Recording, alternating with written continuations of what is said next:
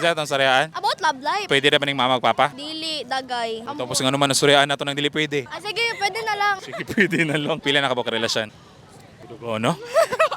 Pulo. Char, 5 raya. Karon? Wala. Kaya nga naman. Study first. So kani atong tulo ka buk dili study first. Depende kay na nila yan. Ilaman. Nganong makig-uyab-uyab aning idara? Boring man ang pagskwela kung walay uyab-uyab. Nya ningon ka nga study first na buringan naman ka. Kay ano man, gaduwa-duwa kuya. Kay wala kay uyab ron mo study first. Purpose sa uyab-uyab is para dili boring ang student life. Oo. Nang ano makikigbulag? Kay ano man, naboringan man sila nako kay. Utawa, nisulod siya sa relasyon.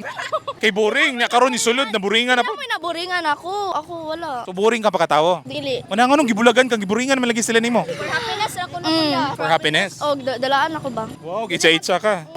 Dribble. For shot. Mo lagi. Nagiminsahin mo nila. Ay mo pag sulod-sulod uyab-uyab ba? Nila ba na imong mga ex? Happy kay mo nga akong gibiyaan. Oh, edi maayo. Ganun gwapo imong kuan.